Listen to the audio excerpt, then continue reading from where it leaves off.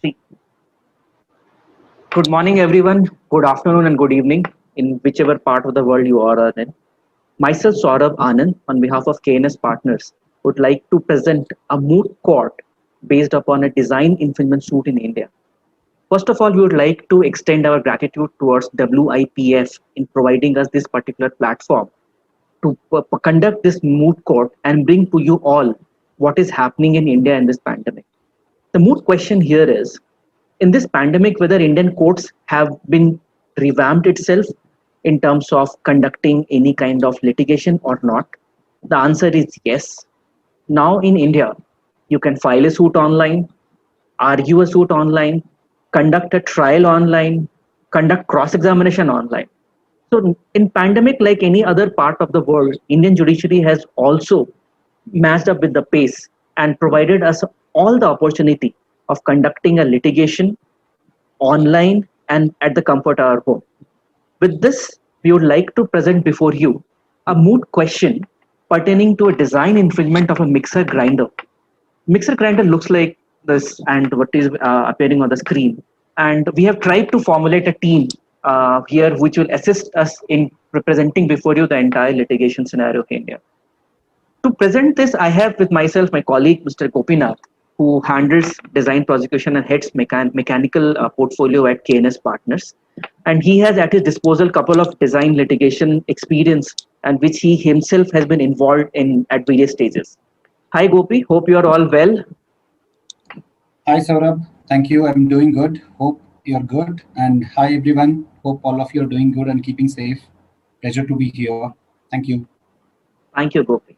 To assist Gopi and to provide him legal support, the role of a plaintiff's counsel is being played by Mr. Satyam Rathod. Mr. Rathod primarily handles IP enforcement at KNS Partners, and he has to his disposal a couple of experience in primarily in terms of patents and design litigation. Hi, Mr. Satyam. Hope you are all well in this pandemic. Hi, Saurabh. Hope you're fine too. I'm fine. Hello, everyone. Thank you, Satyam. So now alleged infringer, not the original infringer role is being played by my colleague, Mr. Nikhil. Nikhil works very closely with Gopi and assists at the litigation team in various kinds of design litigation across India. Hi, Nikhil. Hope you are all well and all ready to play the role of an infringer. Hi Saurabh, thanks for having me. Hello everyone, hope everyone are doing good. Thank you, Nikhil. So every litigation is empty without a judge. And here the role of a judge is being played by my colleague, Mr. Aditya Jairaj. Aditya Jairaj has at his disposal a couple of experience pertaining to patents, designs, trademark and copyrights, and hence so on and so forth. Hi Aditya, all well, all set to play the role of a judge.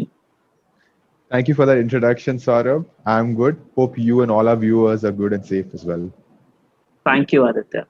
So I myself, Saurav, primarily assist in IP litigation at KNS Partners, and I'll be playing the role of a defendant's counsel narrator along with my colleague Satya. So here the situation is that Mr. Gopinath has come across a design infringement of design infringement, and he is connecting with his lawyer, that is Mr. Satyam Rathod. Let us see what is happening at Gopi's and Satyam's side. Hi Satyam, how are you doing? Hi, Mr. Gopi. I'm fine. Hope you're doing well. Thank you Satyam, I'm doing good. So long time Satyam, we are connecting after a long gap. Yes, after a quite long time. Yeah. So Satyam, as always, I'm coming to you with a problem Satyam. Yeah, please go ahead. Tell me. Yeah. So Satyam, you remember I got design registration for my product mixer grinder sometime in 2017. Yes, I do. Yeah, so here is the product Satyam, and details of the design registration is this. So my design registration number is 123456, and we filed for a design registration on 1st of October 2017, and subsequently got the grant or registration in December 2018, Satyam. Okay, Right? yes. Satyam, this is our blockbuster product. Okay. You know, we sell this product like hot cake in the market. You can see from this sales projection, Satyam, we used to sell this number of products close to 3,000 in the month of November 2017. Yes. We were doing a peak of our best with respect to this product. I mean, of Yes, course, yes. for the obvious reasons, the design of the product is good, quality is at the best, and we have excellent service and support. And that's Of the reason course. why we are doing good, Satyam. Hmm. But my sales team got to my attention of the fact that our sales of this product is dipping like anything. Oh, okay. I see. This is the product. It looks like your product only. Is it your product itself, the green one? Uh, Interestingly, you asked me this question, Satyam. So this is Yeah. a product that we came across in a market, which looks exactly same Oh, as my yes. product. Even I got confused because it's looking identical to your product and your registered design. With the first look, even I was of the same impression, Satyam, is it my product? Yeah, yeah. Right? So with this product coming in the market, Satyam, so my Hmm. sales are dipping like anything. You know, in Hmm. November 2017, I used to sell 3,000 products per month, and November 2018, I sold as less as 250 products. I mean, that's Okay. alarming for my business. That's a serious issue. And Mr. Gopi, you found out this product within Bangalore itself? Yes, Satyam, this is in Bangalore. Yeah. Okay, okay, okay, okay. So, Satyam, I need your advice as to how to take this forward. Yeah. Oh, so Mr. Gopi, I'll just tell you, this appears to be a clear-cut case of infringement. Like even I got confused looking at this product. I thought this to be your product only. So this product and the manufacturer of this particular product, they are clearly infringing your registered design. So in this case, I'll advise you to immediately go ahead with a legal action. I'll tell you what all options you can consider. First option can be, sending a legal notice to this particular infringer. Now, legal notice has its own con.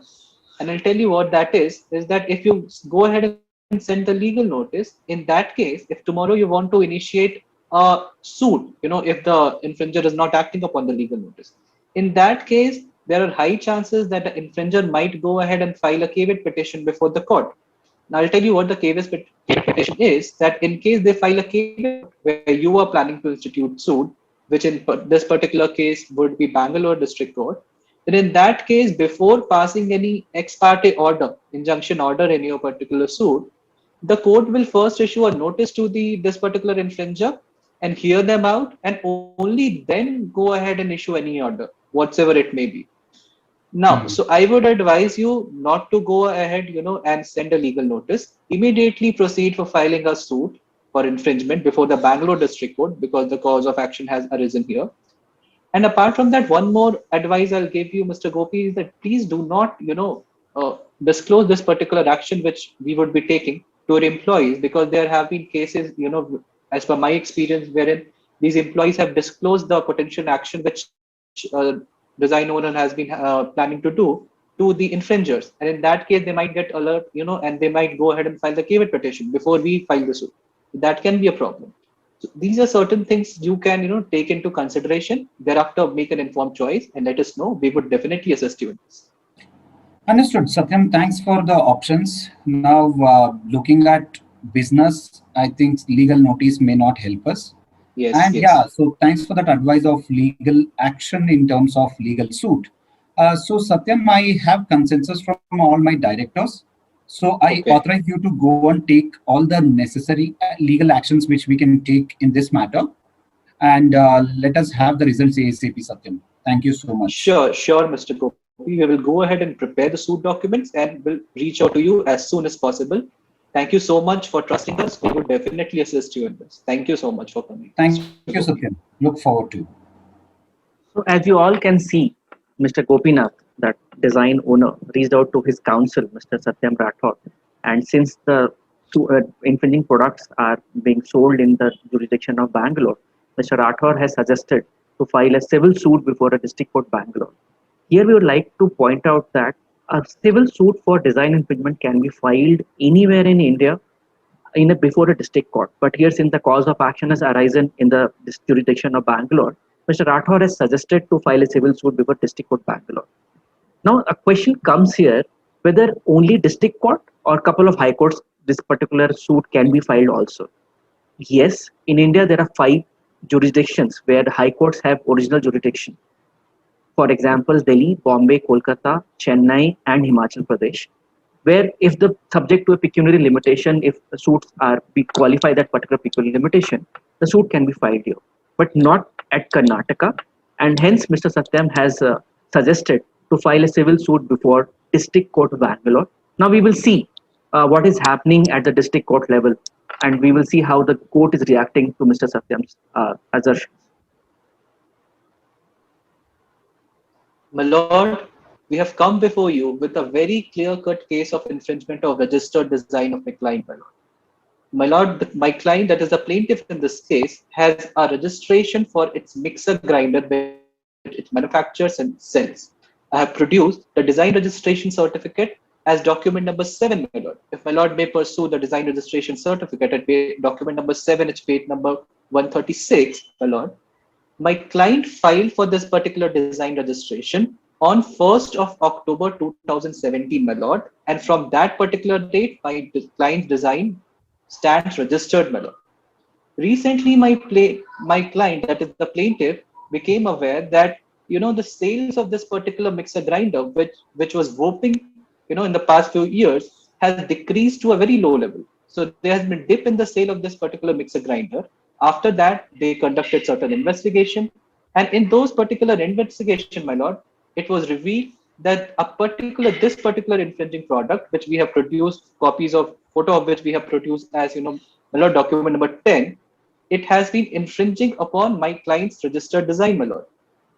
We have produced a clear-cut detailed comparison chart comparing my client's registered design and this particular infringing product, my lord. And if my lord could pursue this particular comparison, my lord, which we have produced at document number 11 at page number 128, my lord. This is a clear-cut case of infringement of my client's registered design, my lord. My lord, apart from that, if my lord will take into consideration the sale figures, which has been dipping to a very, very bad extent, my lord. In this case, my lord, I would humbly submit that the plaintiff, that is my client, established a prima facie case of infringement, my lord. And my client is suffering irreparable loss and injury, and the balance of convenience lies in favor of my client or not, my lord. In this case, my lord, I have also submitted a couple of case compilation regarding design infringement, which my lord would be very much aware of, my lord. In this case, I humbly pray, my lord, that an ex parte ad interim injunction must be issued, restraining the defendant from carrying on the infringing activity, and that is the relief I have come for, which I have come before this honorable court, my lord. Therefore, I pray to this honorable court that an ex parte ad interim injunction may be issued, my lord. That's all from my side, my lord. Yes, counsel. I'll proceed to pass a judgment on your interim application.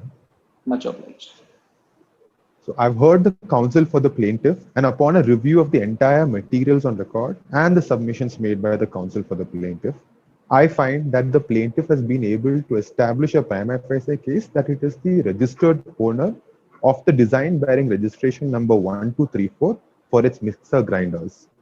Further, I find that the plaintiff has also been able to prima facie establish that the defendant has infringed the plaintiff's registered design. The plaintiff has also been able to demonstrate from materials on record considerable losses that it has suffered as a result of the defendant's infringing activities. I am therefore of the considered opinion that the plaintiff has made a prima facie case in its favor, established balance of convenience in its favor, and also that an irreparable loss would be caused to it in case an order of interim injunction is not granted in favor of the plaintiff. As a result, I pass the following order. The plaintiff is entitled to the relief of an ex parte ad interim injunction against the infringement of its registered design by the defendant as paid for it in its interim application. Counsel. So, viewers, as you have seen, that the district court has passed the ad interim ex parte order in favor of the plaintiff and against the defendant. Post that, the plaintiff has compiled with the requirements of law and has served the suit papers to the defendant. Now, you will see that the defendant has reached out to its counsel, and now they are discussing about the future course of action. Let's see what transpires between the defendant and his counsel. Hi, Saurabh. How are you doing? Hi, Nikhil. All well? It's been a long time since we connected, hasn't it? Yes, it's been since long, like I believe 1 year now. Yeah, yeah. I mean, it's ironic. I always reach out to you when I'm in a bit of a trouble. That's how a doctor and lawyer looks like. Yeah, but this is something I feel that it is a little more. I think I'm in a little more trouble because I received a court summons from Bangalore District Court yesterday. I have mailed you the same as well, and Yes. I went through this document. It's shocking to see the contents of it. Did you go through it? Yes, and after going through this, my first question, Nikhil, how you can infringe someone's design? Is this assertion correct, wrong? Like how you have to tell me more detail about it about this. See, I'm so shocked, Saurabh. So as you know, previously when I reached out to you filing a design application of my own product. I think I filed it on 1st of January 2018, and the details is that it's got granted on 31st of August 2018.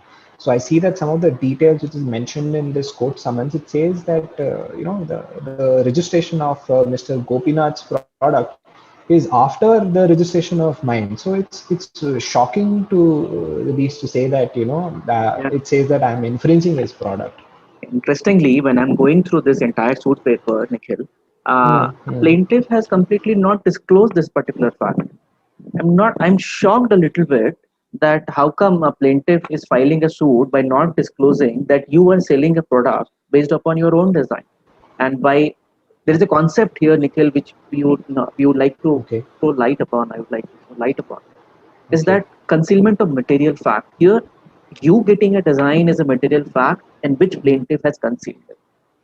And I believe your office has also shared one yeah, publication from a third party manufacturer, something called Excel or something. It yes, yes, showcased correct. that plaintiff's manufacturer had itself published this design before 1st of October 17. So in that Correct. case, I would suggest a twofold strategy, Nikhil. Let Okay, us quickly move to the district court, file okay, our response, highlight to the court that your design got a registration prior to plaintiff's design. okay, Number two, plaintiff did not disclose that you are selling a product under a valid design registration which exists till date. Number okay. three, and challenging the design. Because in Designs Act, you can Yeah. always challenge the design is not. And here we have a more credible evidence, Yes, yes, of that course. You're his right. own manufacturer is telling and publishing something, and after that Yeah. publication, only they are filing design registration. Always a little Very clever. bizarre. So we should Yeah. move ahead accordingly. And I would strongly suggest that your office also provides me a sales figure Okay. of All your right. how much your Okay. sales were there and since when you are selling and all those things. Based upon Right. that, I'll prepare a response, file it in Uh-huh. district court, and keep Uh-huh. you posted accordingly. Done. That's the plan sounds great. So whatever documents you require, I'll put someone on the job immediately. I think they will be able to share these details with you as soon as possible. Let's try to wrap this up as soon as possible because, as you know, my products are in huge demand now, and I've also got some offers to export these products. So Mhm. I hope this thing goes as smooth as possible, and I can continue my business. Same here, Nikhil. We'll Thanks. quickly move Yeah. before district court accordingly. Thank you. Thank you, Saurabh. Bye.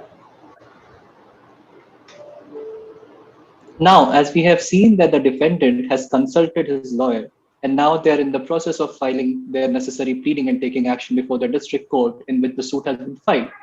Now, the defendant, they have filed their pleadings before the district court Bangalore. They have raised multiple contentions in their pleadings. The first one being that they are the holder of a registered design which has for the similar mixer grinder which has been registered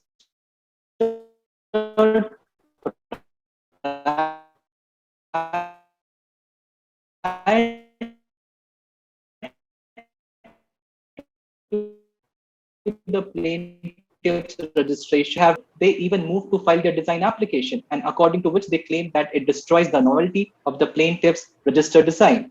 On these particular ground, they have challenged the validity of the plaintiff's registered design, and due to this particular challenge, as per the provision of the Designs Act, the whole suit stands transferred to the Honorable High Court of Karnataka for adjudication. Now we will see what happens in the Honorable High Court. As you all can see, that defendant has challenged the design of Mr. Gopinath, and based upon by operation of law, this particular this particular suit will go to High Court, and High Court will formulate couple of issues to deal with this particular suit. Now, issues are materials proposition being formulated by a court based upon which judgment will be passed. So, if you will see that High Court have formed around 7 issues. Issue number 1 is defendant proves that the plaintiff registered design is invalid as the challenge has been made to defendant's design. Number 2 is that who is the prior registrant. Number 3, whether this particular suit is maintainable or not, considering both the parties have a design registration. Number 4, regarding infringement. Number 5 is regarding prayer of injunction. Number 6, regarding compensation, where plaintiff has demanded a compensation around 1 crore, and the ancillary reliefs. Based upon this, the court has also formulated a timeline, and the timeline, if you will can see, the timelines are given by, since it's a commercial matter, and this timelines has to be given by the court, and based upon which entire trial will go on. So now here, since the defendant has challenged the design, the cross-examination of defendant witness will happen first by the plaintiff's counsel, and which will happen before a judge. Now we will see how this trial is going on between, and this after that a trial of witness of the plaintiff will happen, and all these things are happening virtually. So we will see how judge is taking care of the entire trial, and going forward we will see the entire trial process happening virtually.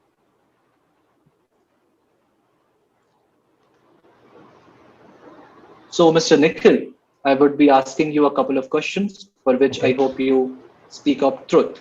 Yes. Mr. Nikhil, you have filed this affidavit. Can you identify your signature in this affidavit which you have filed? Yes, I have signed on all the pages as a deponent.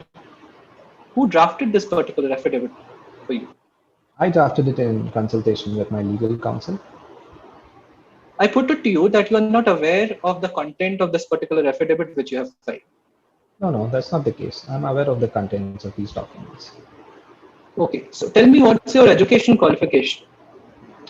I'm a businessman. I'm asking your education qualification, not your profession.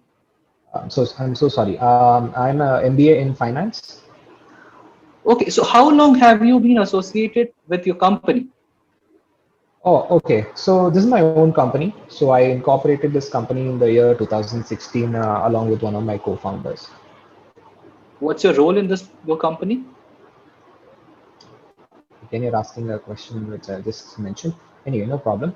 So I have provided my CV along with all the documents with the affidavit that I have provided to you. Like I told you, I'm a co-founder and the director.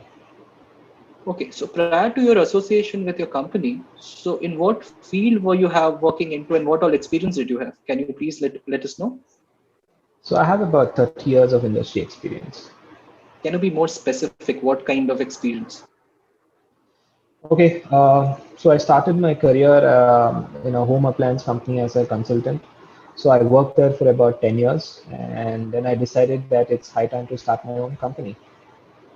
You told me 30 years of experience, but what I can calculate as per your answer is that it's not more than 12 to 13 years. So how come 30 and 12 to 13? Can you be specific in that regard? So sorry, I'm not so good with numbers. Sorry, I think I misunderstood your question. I may have about 12 to 13 years of experience. No. You can make that 15 years of experience. So what should I take? 30, 12 to 13, or 15? Finally. You can consider it to be 15 years. Okay, so can you tell me about the incorporation details of your company and the share pattern therein? See, why are you asking me all these questions? See, I've already submitted all the documents like original certificate of incorporation, along with my company associate documents with that affidavit. I believe you will find all the answers that you are looking out for in those documents. But I believe that you are not aware of the content of those documents which you have submitted. The documents you mentioned as an answer in question number 12, you're not aware of the content of those documents. I believe so. What do you have to say on that? No, I never said that. So I am aware of the contents of these documents. If you could refer to your CV, I see that you don't have any technical expertise to, even understand the details of these company details and certificate of incorporation or MOA. So what do you have to say on that? That is correct. So I'm not technically qualified to, understand those documents. That is the reason I have hired a professional CA to handle these documents. Can you substantiate your answer with any sort of document that you have hired a CA and instructed him, any document? Of course, I may have some mail documents or mail exchanges between myself and the CA. I'll be happy to share that with you in the next hearing date. When did you instruct your client specifically? I think sometime in 2016. I asked specifically when in 2016. Oh, okay. I think May 2016. Okay. So what's the core business area of your company? So we manufacture wide range of superior quality products like mixers, grinders, and gas stoves.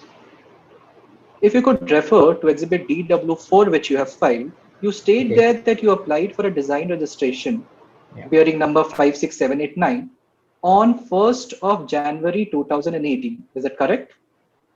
Yes, that is correct. So when did it get registered? So you can check in that exhibit DW4, right? You have the As per, details there.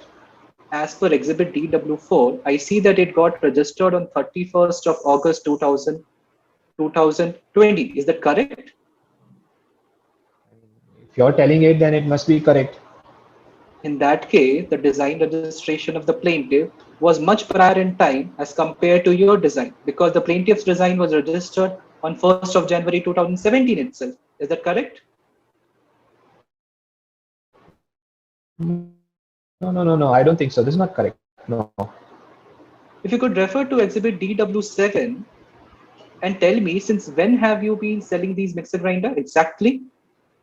From July 2018. And where all do you sell these mixer grinders? See, the products that we manufacture have high demand, so they are orders to. This is the overall scenario of my products. Okay. So if you could compare Exhibit DW7 with the registered design of the plaintiff, I put it to you that both are exactly identical. No. I think you should look at both these products. They are completely different. But the overall shape of your product, the base design.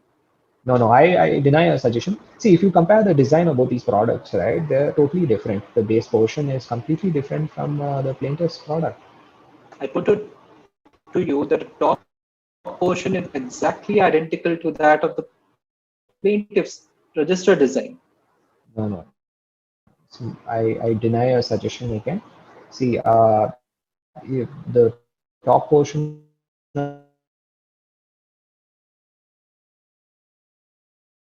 of my product is specifically designed to have. So if you look at it and make a comparison, they both are totally different from each other.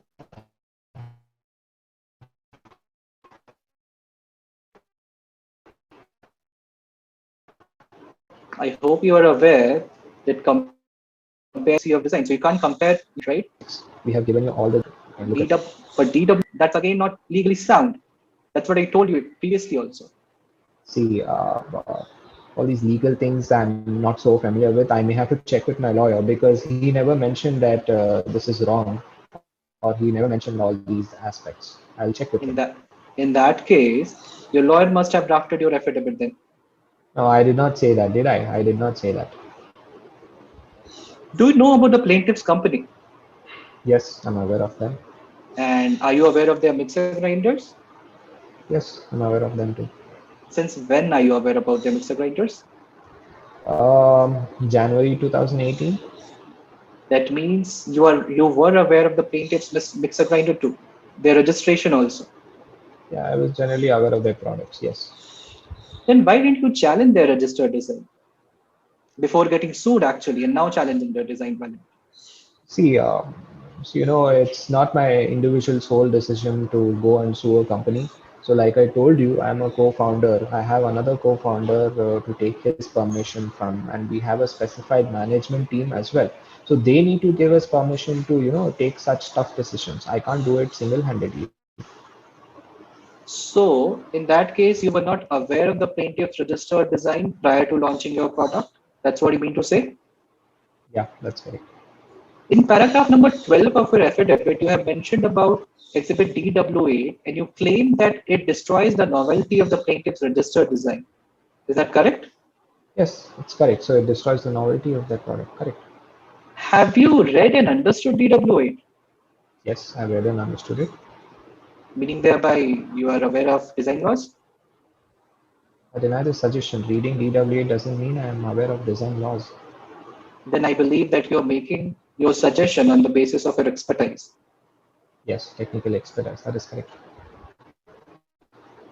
Mr. Nikhil, I put to you that your whole testimony, including a affidavit, is biased, argumentative, and completely false. No, why are you saying that? So I answered all your questions. I would simply put it this way. I'm going to deny your suggestion. Mr. Nikhil, thank you. That's all from my side. You may leave. Thank you so much. Hi, Mr. Gopinath. As I am defendant's counsel and as a process, I will be cross-examining you today before my lords. My lords, may I proceed? Please do. Okay. Mr. Gopinath, can you identify signature in the affidavit? Oh, yes, I have signed this. Who drafted this affidavit?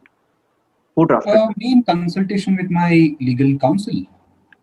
So you are saying that your legal counsel helped you draft it, and I presume he must got it notarized for you also. No, I didn't say that. Okay. So I put it to you that you were in India on the date of notarization of the affidavit. Objection, my lord. This cannot go beyond the affidavit, my lord. This question is beyond affidavit. Counsel, this objection will be decided at the time of final argument by the court. The witness is permitted to answer the question. Sure, my lord. Much of. I can submit a valid proof whenever required. Okay. You say that you are the proprietor of design number 123456. Yes. But I have been informed that you are the director of XYZ Limited Company. Then who is the applicant of design number 123456? Myself. That doesn't answer my question, Mr. Gopinath. Who exactly is the applicant? As I told earlier, I am the applicant. You can check the design certificate that I have submitted. That very well I have checked, and that's why my question is. You say at paragraph 7 of the affidavit that you are the one who conceived the design. Yes. In that case, you or your company are the one who must have manufactured the products also. No, we contracted this. Okay. To whom? So that's Excellent Designers Private Limited. It's a bit surprising that you and your company is well equipped to manufacture, but still you contract with third party. Any reason? No, it was just a business call. Are you aware of Designs Act 2000? Oh, yes, I believe you are asking about Indian Designs Act. Are you well conversant with it? No, I'm not qualified to practice Indian laws. My question is, are you well aware of the provisions of Designs Act? Not technically. So I can safely presume that you are not aware of the concept of novelty of a design. My lord, objections, my lord. Questions cannot be presumptive. Counsel, this will be decided at the time of final arguments. The witness may answer the question, please. Much Much obliged. As I stated earlier, I have the knowledge of designs based on my experience, and I can understand the nitty-gritties of design. Okay. Kindly refer to Exhibit PW5. Yeah. It's an online publication by your own manufacturer, that is Excellent Design Private Limited. Yeah, that's correct. Yeah. Kindly refer and tell me that when it was published. So this was published on 16th of September 2017. When did you file a design application bearing number 123456? Like I said earlier, I filed it on 1st of October 2017. That means your design were already in public domain before you filed it only. So this excellent designers published my design without my consent under the complete violation of non-disclosure agreement between me and them. I've anyway taken all the legal necessary actions against them, and suit is pending for adjudication before the district court. And all the documents like non-disclosure agreement, suit papers have been submitted before this court. In my suggestion, I put it to you that your pending litigation with Excellent Design Private Limited has no bearing with the present suit at all. I deny this suggestion. Of course, you will. Kindly see Exhibit PW4. Yeah. Tell me the date of application of a design and date of registration. There are two dates. Yes. I filed my design on 1st of October 2017, and I got the registration for this design on 19th of December 2018. Okay, so you are telling that design registration bearing number 56789, that is of my client, was granted prior to your design. Oh, yes. Isn't it surprising? Same design office is granting identical design and that to us before you. Of course, it is very surprising for me. Meaning thereby, I put it to you that you were aware of design registration bearing number 56789 of design at the time of the filing of the present suit. No, I deny your suggestion, but I became aware of this design registration through my distributor after filing this present suit. Okay. Kindly see PW4 and PW8. Yeah. I put it to you that knob of the design registration bearing number 123456 and defendant's product is completely different. I deny your suggestion. Design of the knob is just a mere cosmetic change when we look at the overall product. Okay. Now, kindly see the same design registration and client's product. I can, in my opinion, even the base of the design registration is completely different. I again deny your suggestion. As you can see from the figures, base of the design and the overall design is exactly the same. But to me, not only the lower portion, but also the top portion looks completely different. No, I again deny your suggestion. In my view, the complete design, including the base top, is identical. Right now, you said identical and not you're making mere cosmetic changes. I deny your suggestion. Okay. At paragraph 46 of your affidavit, Yeah. you have stated that you are entitled to compensation of INR 1 crore for loss of damage. How did you arrive at this particular calculation? You may refer to Exhibit PW9. Mhm. These are sales projections based upon which I arrived at these numbers. But Exhibit PW9 only suggests that you sold your product and you believe that you can sell so much product. Isn't it too presumptuous and adventurous to presume something like this? No. These are not presumptions. We got this prepared from a qualified expert based upon which we project our sales. But your qualified experts would know that these sale projections are useless if your products are not marked as registered, design registration number, and the like. Objections, my lord. Questions cannot be legal. Counsel, your objection is sustained. Counsel, please reframe your question. Much obliged, my lords. I'll reframe in that case. Please tell me whether you mark your product with registration details before selling it. I'm not in charge for this. I think this question can be better answered by my sales team. Yes, of course. In that case, I put it to you that your entire testimony, including your affidavit, is biased, argumentative, and false. No. I completely deny your suggestion. Very well. Okay. In that case, thank you, Mr. Gopinath. And here we'll close our trial cross-examination. Thank you very much for your time. Thank you, Saurabh. As you all can see, that trial of both defendant's witness and plaintiff's witness have been conducted virtually, with judge overseeing the entire trial, with either sustaining couple of objections or removing couple of objections. Now we will see after trial how the final arguments are being conducted before the High Court. Counsels, please proceed with your arguments in an issue-wise manner. Much obliged, my lord. Much obliged, my lord. My lord, I am the counsel for the plaintiff, and I would be submitting my arguments on issue number 1. That is whether defendant proved that the plaintiff registered design bearing number 123456 is invalid on account of prior publication by a third party manufacturer. My lord, the defendant, they have produced DW8 to contend that my design was published prior to the registration of my design, prior to me filing the application. For that, they have produced DW8, which says that the third party had published an identical design on their website. My lord, I won't deny that suggestion. I had contracted one excellent designer private limited for manufacturing of my products. And for that I had shared my design details with them. I won't disagree with that. However, my lord, I had entered into a valid non-disclosure agreement with them stating whereby it was clearly stated that they were prohibited from disclosing it to any third party. And my lord, if my lord would refer to section 16 of the Designs Act, it very clearly says that such disclosure by any third party who was not supposed to make such disclosure will not be considered as prior publication, and such disclosure will not amount to destruction of novelty. In that case, my whole submission is, my lord, that my design bearing number 123456 is not invalid because DW8 cannot be considered as prior publication at all, my lord. That's all my submission, my lord, that this issue should be decided in my favor and against the defendant.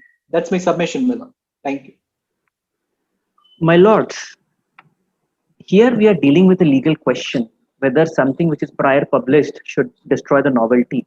And in straight away, without wasting much of time here, my lords, I would rightfully refer to DW8. My lordship, you can turn to page number 123 of the evidence, and if you can see that as per DW8, which my learned friends also has admitted that it was published, not only this, even plaintiff's witness during his cross-examination has admitted that it was published on for 16th of September 2017. When my lords would compare this with PW4, that is plaintiff design registration, the design application was filed on 1st of October 2017, my lords. It's a clear-cut case where, as per section 19 of Designs Act, a design has been prior published, well accessed by the public at large, hence it straight away destroys the novelty, my lord.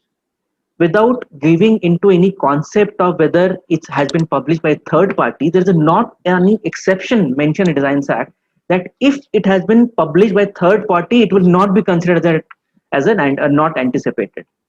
Here I would like to refer to PW5 submitted by plaintiff witness. They have submitted some third party court proceedings, my lord, between themselves and Excellent Media Private Limited. My lordship, in my humble submission, that particular litigation is vis-a-vis a violation of an NDA between X and Y. Here the suit is between plaintiff and defendant.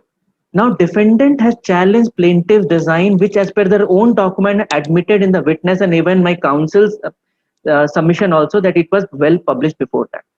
In all the totality of circumstances, my lords, and my humble submission, the design number 123646 is invalid on account of prior publication.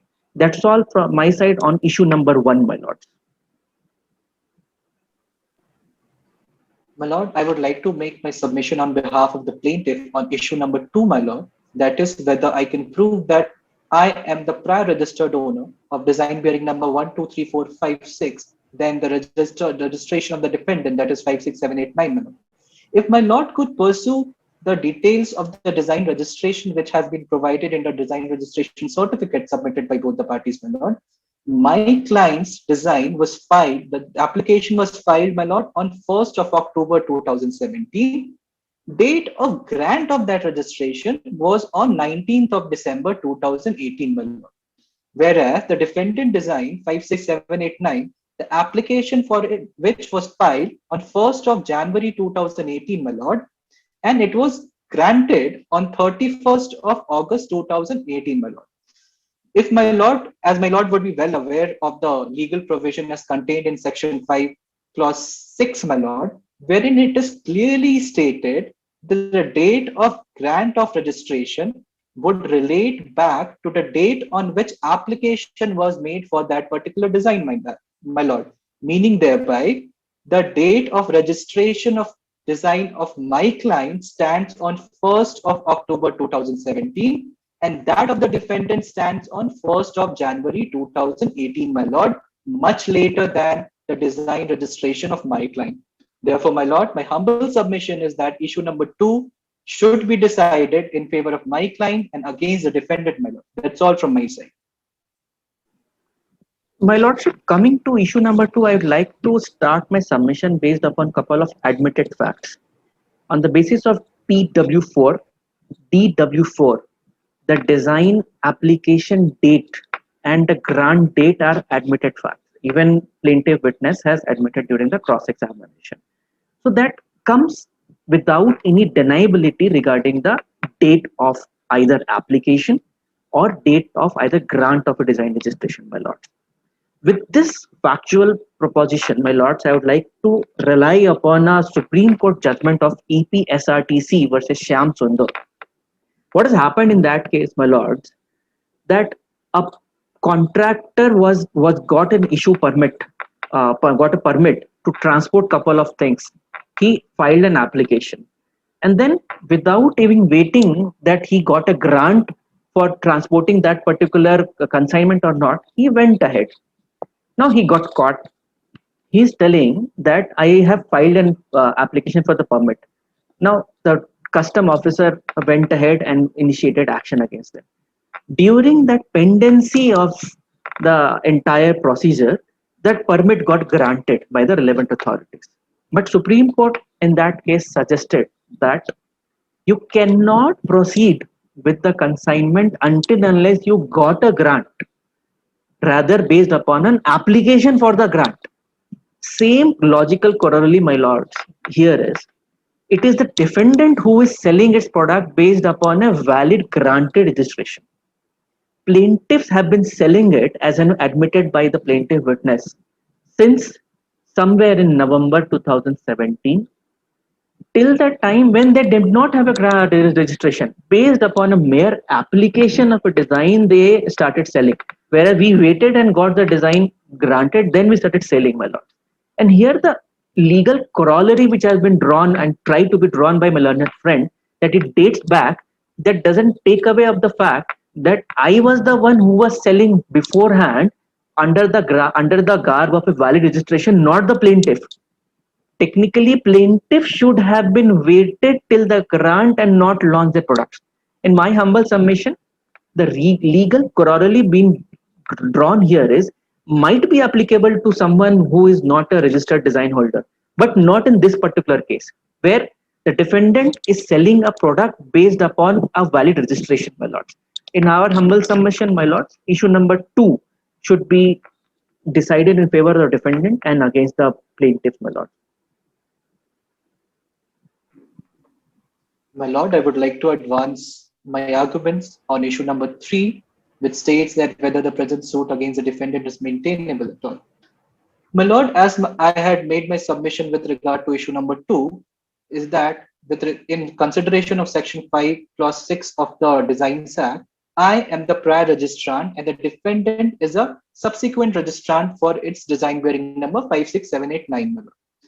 In this case, my lord, there are n number of judgments, the most prominent one being a judgment rendered by a full bench of the Honorable Delhi High Court in the case of Mohanlal versus Sona Paint, wherein the Honorable Delhi High Court, its full bench, has clearly stated that a suit for infringement against a subsequent registrant by a prior registrant of a design is fully maintainable, my lord.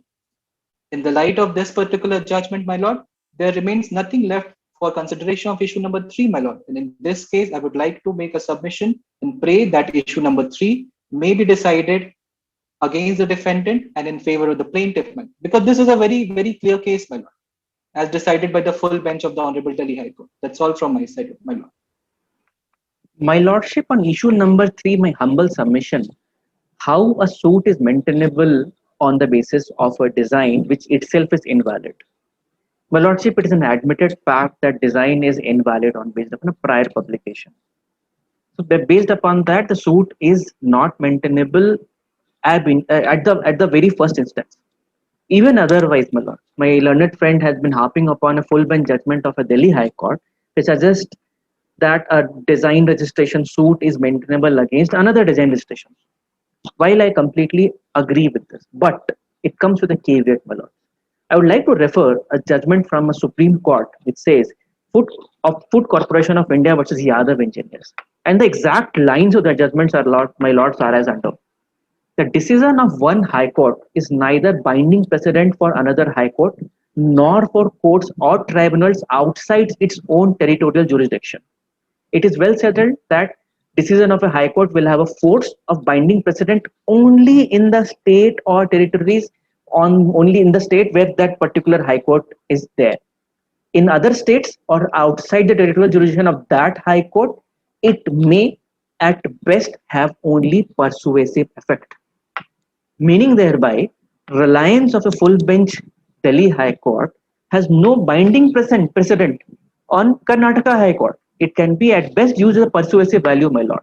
Hence, in my humble submission, based upon a judgment which has only persuasive value should not be portrayed in a manner that it has binding effect on this particular court. And since the design itself is invalid, my lord, issue number 3 can be very well be decided in favor of the defendant and against the plaintiff, my lord. My lord, I would like to advance my submission with regard to issue number 4, which reads as whether the plaintiff proves that the defendant infringed the plaintiff's registered design. My lord, I would like to submit that if my lord could refer to the suit document number 11, which my lord would be having access to, therein I have provided a complete detailed comparison of the infringing product of the defendant vis-a-vis the registered design of my client. And that is the method, my lord, which has been held in n number of cases, that the correct method to determine piracy of a registered design is to compare the registered design, my lord, with the infringing product of the defendant, my lord. And this has been held in n number of cases. One such case can be, my lord, which has been decided by our neighboring High Court, Tamil Nadu High Court, is it Preeti Kitchen Appliances versus Bhagya Home Appliances and Electronics Limited. In this case, it has been clearly held that the correct method is to compare the registered design with the infringing product. That's what we have produced in document number 11, my lord. Apart from that, my lord, defendant has produced DW6, my lord, wherein they have compared their product with my product, my lord. And as I had already made the submission, my lord, that cannot be admissible. DW6 cannot be admissible because it doesn't fulfill the legal requirements, my lord. Apart from that, my lord, if my lord would refer to the answers given by defendant witness to question number 25-28, which I had asked, my lord, during the cross, even there, my lord, they are not aware of this correct method of comparison. So in that case, my lord, in the light of the same and in the light that I have fully described how the defendant product is infringing my registered design, I have my humble submission that this issue number 4 be decided in favor of my client, that's the plaintiff, my lord, and against the defendant, my lord. That's all my submission, my lord, on issue number 4. My lords, while I agree with my learned friend that the correct comparison with the design registration with the product, but I would not agree that this is the only comparison. While comparing a design, that's the starting point, but how to reach at the conclusion, that has been not taken care here. My lordship, I would like to refer to one UK High Court judgment of House of Lords, which says the court must address in its mind as the whether design adopted by defendant was substantially different from the design which has registered. The court ought to consider rival design as a whole to see whether the impugned design is substantially different from design sought to be enforced. My lordship, the comparison being brought before this honorable court was to substantiate the differentiation. Now the plaintiff's product, they allege, has been embodying the plaintiff's design. So what we have done, we have compared that same product with the defendant's product in order to bring forth the fact that there are n number of differences, my lords, as has been highlighted and time and again been pointed out in the defendant's cross-examination, that they have put a chrome garnish ring and even the knobs are different, my lords. If you will see the comparison given by plaintiff itself, there's a silver chrome ring outside. On the top also the chrome ring. The entire knob is also different, my lords. So hence the overall similarity of both the products are completely different, my lords. In that humble submission, when a design itself is invalid, the comparison has no bearing at all. But still, to satisfy my lords on the issues of comparison, there is a clear cut demarcation. In even plaintiff in its cross examination has been confused. Sometimes he's using the word identical, sometimes he's using the mere cosmetic change, sometimes using the word similar. That itself proves that there is an n number of differences in the between the suit design and the plaintiff's product, my lords.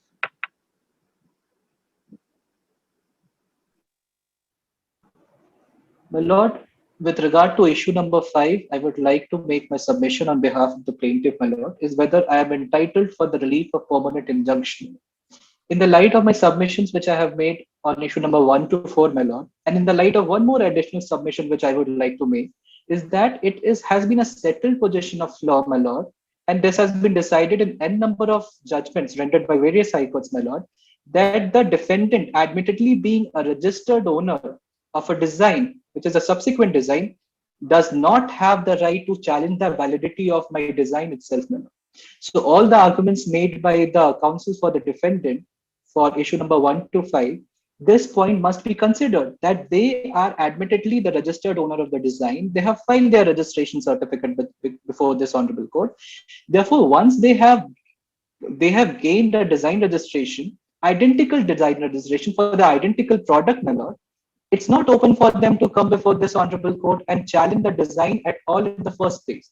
They cannot appropriate and reappropriate at the same time. And this has been held in n number of cases, my lord. Be it case of Ericsson versus Intex decided by the Delhi High Court and various other cases.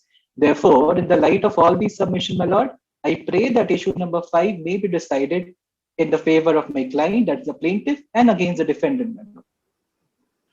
My lordship, on issue number 5, one very brief small submission. Issue of invalidity is a statutory provision and issue of piracy is statutory provision, and both are distinct from each other. There is no correlation. In vis-a-vis that, in our humble submission, we would like to just reiterate, when the design itself is invalid, admittedly, how an injunction or any kind of relief is liable to be given to plaintiff. So I would like to close my submission on issue 5 only on this note, my lords. My lord, I would like to make my submission on issue number 6, wherein to decide is that whether I am entitled to a compensation of INR 1 crore for the loss and damages suffered by me, my lord. My lord, I have duly produced before this honorable court various documents wherein it is clearly established that the defendant's product is infringing upon my registered design, and subsequently it has been causing serious damage to my sales, my lord. I have also produced along with the suit documents, my lord, document number 11, which my lord may pursue. It is with the suit documents, my lord, wherein I have also produced certified sale figure by an independent chartered accountant, which states that I have been suffering huge damages. And all these damages are due to the infringing activity of the defendant, because all the damages which I have been suffering in the sale started when they commenced the sale of the infringing product, my lord.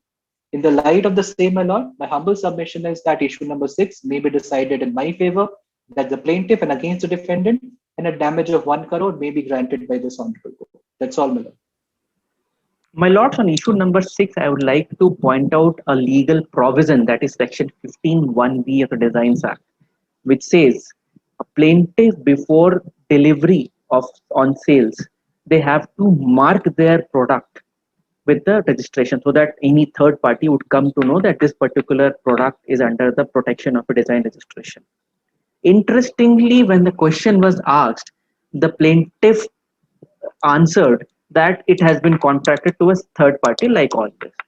Here, my lords, the only two provisions are there in 16, unless the plaintiff shows that he took all proper steps to ensure the marking of the article, which is not the case. The products are before my lords, the entire packaging is before my lords. Nowhere it has been mentioned that this particular product is under the ambit of design registration. Even otherwise, another burden on the plaintiff here, that unless the proprietor shows that infringement took place after the person guilty knew there had received notice, admittedly there is no legal notice. So by no means whatsoever the defendant is obliged to know that this particular product of the plaintiff is under the protection of a design.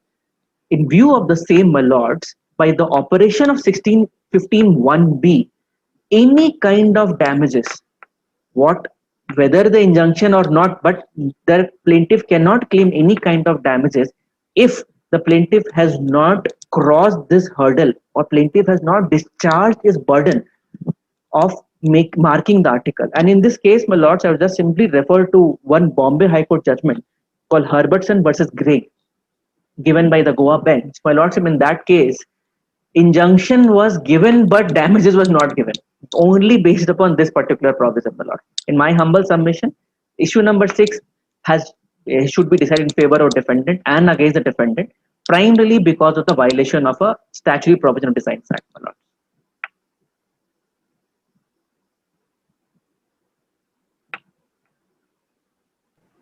Yes, counsels.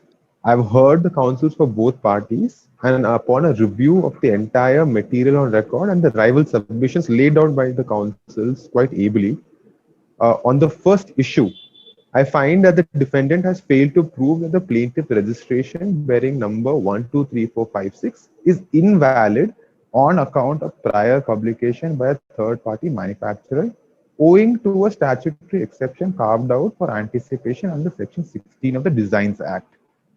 On the second issue, I find that the plaintiff has successfully proved that it is the registered owner of design bearing number 1234 for the mixer grinder. The material on record also indicates that the plaintiff has filed the application for registration on the 1st of October 2017, much prior to the application filed by the defendant on the 1st of January 2018. Accordingly, by virtue of Section 5, Subclause 6 of the Designs Act, the registration of the design granted to the plaintiff would relate back to the date of application, which is prior to that of the defendant. This being the case, the plaintiff also cannot have said to have suppressed any material fact that would have any bearing on the present dispute. On the third and the fourth issue, I find that the suit is maintainable and the plaintiff has been able to establish through evidence-led and materials on record that the defendant has infringed the plaintiff's design.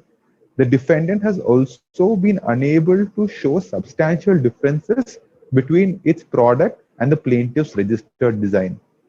With respect to the fifth and the sixth issues, which relate to the reliefs, I am of the considered opinion that the plaintiff has made a case in its favor, and I accordingly pass the following order.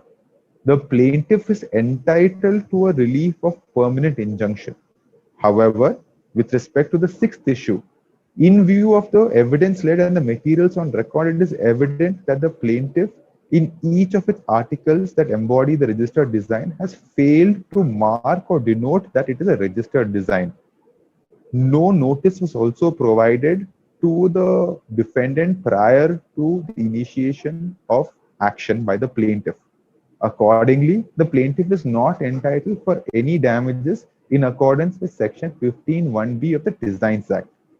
The plaintiff, however, is entitled to cost. This is the decree and order passed by the court. Counsels? Much obliged. Much obliged, my lord. So, as you all can see, that this entire trial procedure took place before district court, it went to high court, and the trial commences. And I thanks all my colleagues to be present in this particular trial, and hope everyone likes it. And if any further questions anyone has, we would be happy to take. Over to you, Gopi and Nikhil.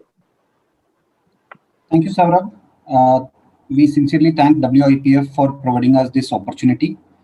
We really enjoyed presenting our views on design litigation to all of you. In case of any queries, we'll be happy to take questions. So you can reach out to on our email IDs. So I wish everyone stays safe and stay healthy in this pandemic situation. Thank you so much. Thank you. Thank you, Saurabh, Aditya, and Satyam for this wonderful moot court session. It was a great pleasure interacting with you all, and I hope the crowd also enjoyed a small moot court presentation. Special thanks to WIPF for organizing this event. And in case any one of you have any queries or questions, you can always write to us. Thank you so much. Stay safe, and thank you. Thank you, everyone. Stay safe, stay healthy. Thanks a lot.